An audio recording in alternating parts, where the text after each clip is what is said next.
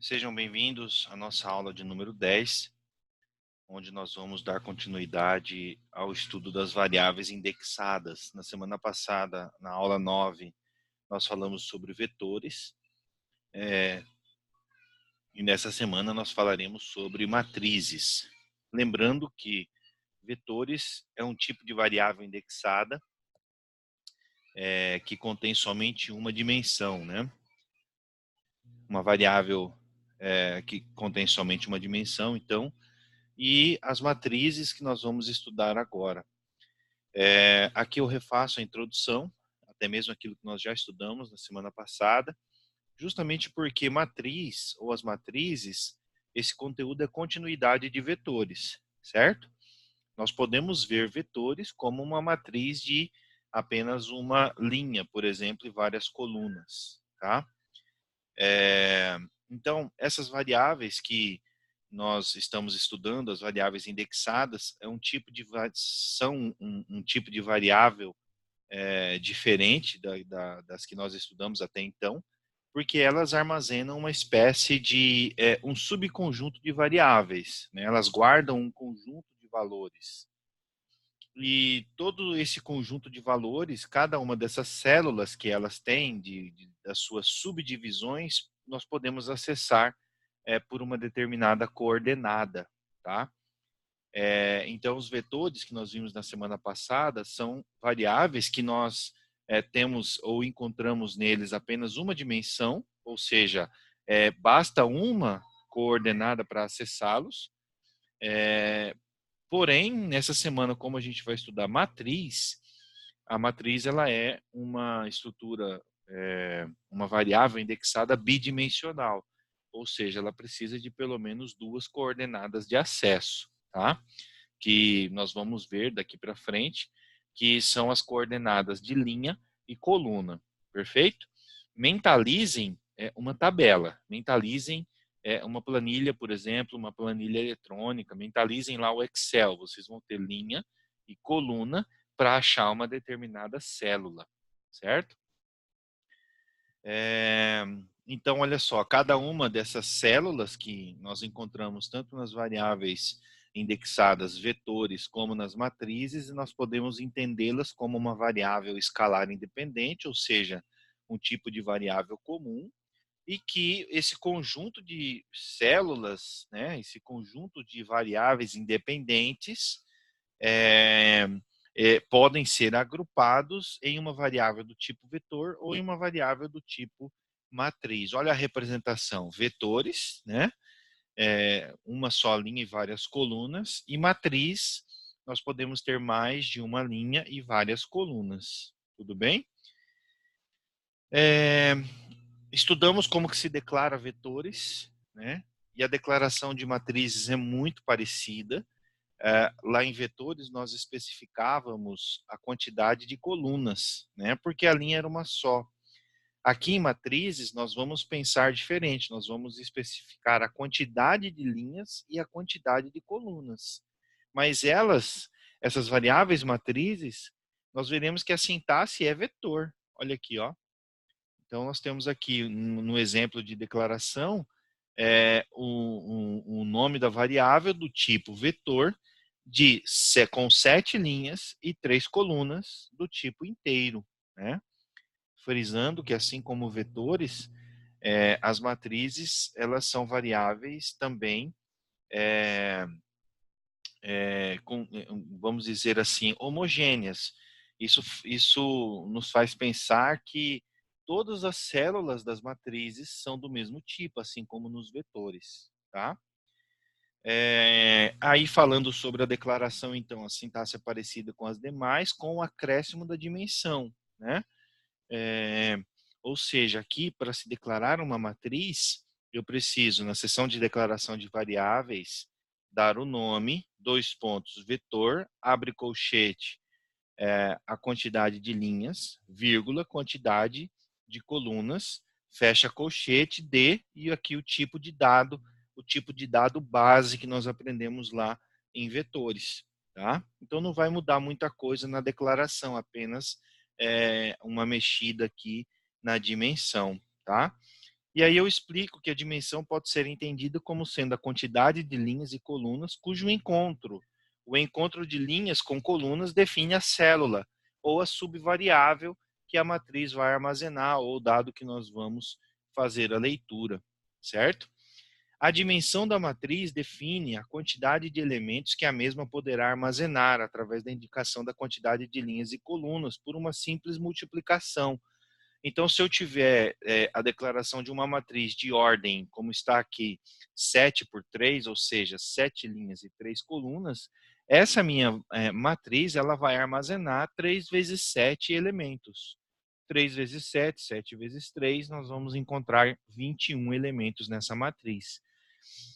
Falar que a matriz tem uma determinada ordem, nós falamos assim também, né? Matriz de ordem tal, matriz de ordem 5 por 5, 4 por 4. Nós sabemos que ela tem 4 linhas, 4 colunas, 5 linhas, 5 colunas. Sempre o primeiro número expressa a quantidade de linhas e o segundo número a quantidade de colunas. Isso é apenas uma convenção, né? E nós utilizamos essa forma de pensar justamente para ficar fácil na hora de abstrairmos os dados do problema, né? Então pode ser que nós vamos encontrar assim, por exemplo, faça a leitura de 4 notas de 3 alunos, certo? 4 notas de 3 alunos. Eu posso ter tanto 4 linhas para 3 colunas, representando os alunos, as colunas e as linhas, as notas, como eu posso ter o inverso, né? 3 linhas representando os alunos, 4 colunas representando as notas. Então, tudo vai depender da análise do problema e como isso vai ficar mais fácil no momento de construir o algoritmo.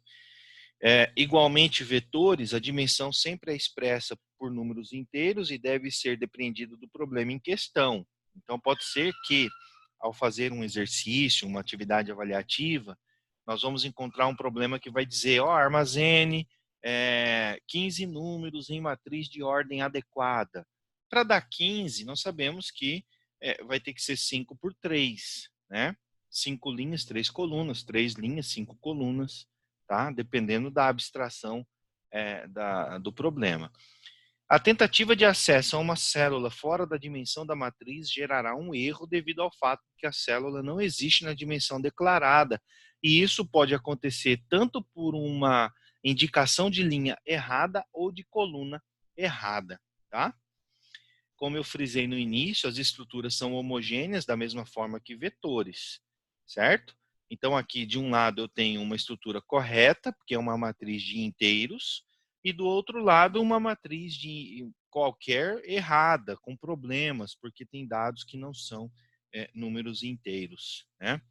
Então, assim como vetores, aqui em matrizes, todas as células devem respeitar o tipo base da declaração da matriz. Se é inteiro, todos os elementos inteiros. Se é real, todos os elementos real, certo?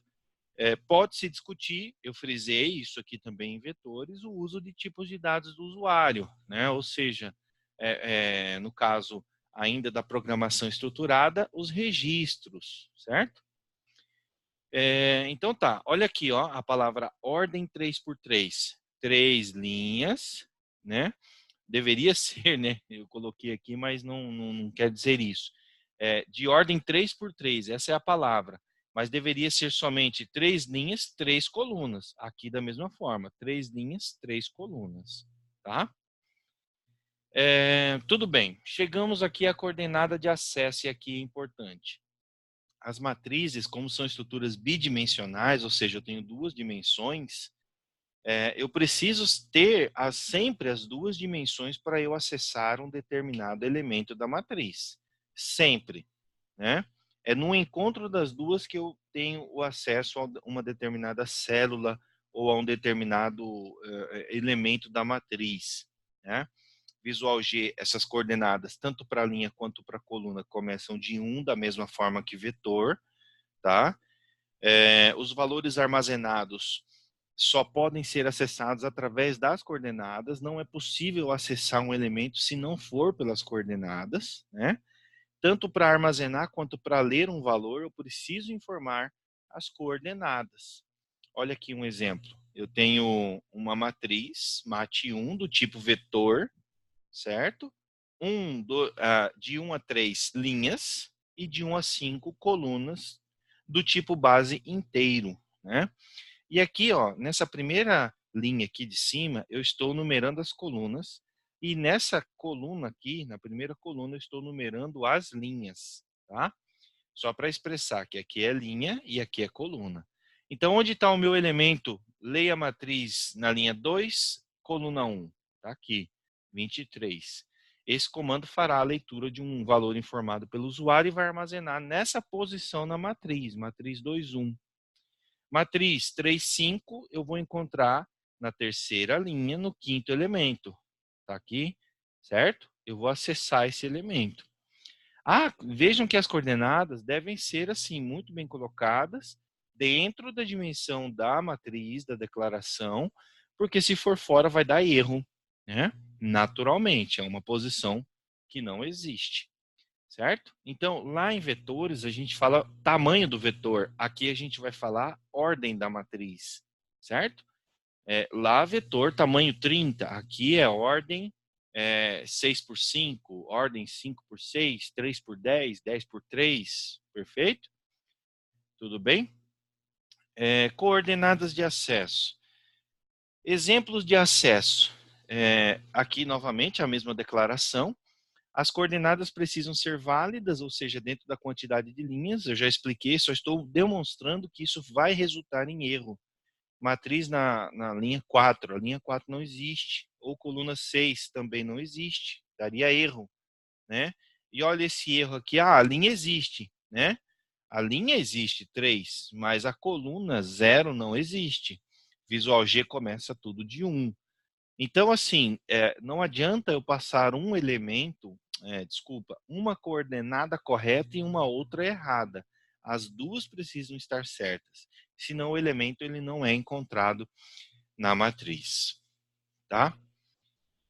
O acesso às células, acesso direto ou com apoio das estruturas de repetição. Bom, aqui tem uma coisa bem interessante, que assim como vetores, é possível fazer um acesso sem o uso de estruturas de repetição, mas isso é extremamente complicado, extremamente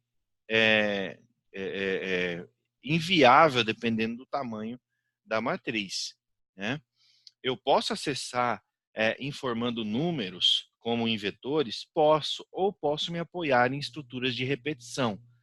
Mas aí eu devo lembrar o seguinte, que diferentemente de vetor, onde eu só tenho uma dimensão, então, em vetores eu posso utilizar somente uma estrutura de repetição. Mas aqui em matrizes eu preciso usar duas estruturas de repetição, uma dentro da outra, justamente porque eu preciso dar a sensação de um acesso organizado. Por exemplo, ou eu fixo coluna, né? Vou fixar na coluna 1 e vou ler linha 1, linha 2, linha 3, fixo coluna 2, leio linha 1, linha 2, linha 3, ou eu fixo a linha e vario a coluna, certo? Tudo vai depender do quê? Do problema que se estiver resolvendo. Então, assim, pode ser que eu tenha que segurar a linha e variar a coluna. Pode ser que eu tenha que segurar a coluna e variar a linha, certo? Mas sempre o acesso é dessa forma. Eu tenho que escolher uma linha e percorrer todas as colunas, ou eu escolho uma coluna e percorro todas as linhas, certo? E é por isso que, para isso, para construir esse acesso, essa forma de acesso, eu preciso de duas estruturas de repetição. Um para dentro do outro, ou melhor, uma estrutura de repetição dentro da outra, né? Nesse exemplo aqui, ó, eu estou fazendo um acesso na matriz 1, que ela tem ordem 3 por 5, tá? Ordem 3 por 5. Aqui eu vou segurar o quê? Linha e vou variar a coluna. Como que eu sei? A primeira coordenada é sempre linha. A segunda coordenada é coluna. Então, se eu tenho um para dentro do outro, significa que para cada elemento desse primeiro para, do para de fora, para cada elemento, eu vou variar todos os elementos do para de dentro. Então, eu estou segurando linha e variando coluna, certo? Se as variáveis estivessem invertidas aqui, eu estaria segurando coluna, fixando coluna e variando linha, né? É um pouco difícil de entender isso no primeiro momento, mas depois que vocês começarem a resolver os exercícios, vocês verão que não é tão difícil, mas é necessário um esforço para poder entender isso. Como que nós faríamos o acesso dessas gavetas aqui, ó? Como que nós faríamos o acesso? Não dá para ficar fazendo um acesso aleatório. Até que dá para construir algo que vai fazer isso, mas não é viável, porque aí, dependendo do problema que você vai estar resolvendo, você precisa de uma organização no momento do acesso. Acessar de uma maneira certa, porque pode ser que a solução do problema seja justamente a forma de acesso. Aliado, é claro, com algum tipo de operação matemática, mas via de regra, eu preciso acessar de maneira certa, né? Vai que no problema vai dizer assim para você, faça a leitura de uma matriz de ordem 3 por 5 de números inteiros informados pelo usuário. Aí você vai montar uma estrutura de repetição, ou melhor, duas estruturas de repetição, e vai carregar a sua matriz. Aí o problema continua. Após a carga dos dados, faça a totalização de coluna por coluna. Bom, para você fazer a validação, a totalização de coluna por coluna, você precisa segurar a coluna e somar todos os elementos da linha. Segurar a coluna, desculpa, e somar todas as linhas daquela coluna. E aí você apresenta um total. Ou o problema pode dizer para você, faça o somatório de cada linha. Então aí você segura a linha e soma todas as colunas daquela linha e apresenta um total. Então pode ser que a solução do problema esteja mais na forma que você vai acessar do que na maneira ou na forma como você vai aplicar uma operação matemática. Tá? Então tá aqui, veja, nós vamos fazer alguns exemplos daqui a pouco. O acesso com repetição se dá também para as matrizes. Eu tenho uma matriz MAT1 declarada, ordem 3 por 5 de inteiro, duas variáveis auxiliares, porque eu tenho duas estruturas de repetição para. Então não há como fugir, eu não posso ter só uma variável aqui, eu preciso de duas, porque eu vou segurar uma, né? E eu faço J1, 2, 3, 4, 5. E 2, J1, 2, 3, 4, 5. E 3, J1, 2, 3, 4, 5. Entenderam? E nesse caso, ele está fazendo aqui a carga. Se vocês pegarem esse exemplo que eu estou dando aqui e reescreverem ele, vocês verão que ele vai fazer a carga de uma matriz de ordem 3 por 5. Ordem 3 por 5. Quantos elementos cabem? 15 elementos, certo? Mas eu posso fazer o acesso direto assim também. Olha que coisa, né? Veja, linha, a primeira, ó, olha aqui, 3 linhas. Coluna, 1, 2, 3, 4, 5. 1, 2, 3, 4, 5. 1, 2, 3, 4, 5. Como que vai ocorrer o preenchimento disso? Certo? Eu vou preencher primeiro matriz 1, elemento 1. Vou preencher depois matriz 1, linha 1 ainda, elemento 2. Então, eu vou preenchendo na seguinte ordem. Ó, linha 1, elemento 1. Linha 1, elemento 2. Linha 1, elemento 3. Linha 1, elemento 4. Linha 1, elemento 5. E depois, linha 2, elemento 1. Linha 2, elemento 2. E por aí vai até linha 3, elemento 5. Certo? Tranquilo até aqui? Nós vamos fazer exercícios para que fiquem claros. Ok? Daqui a pouco, segunda parte, a gente começa a resolver os exercícios.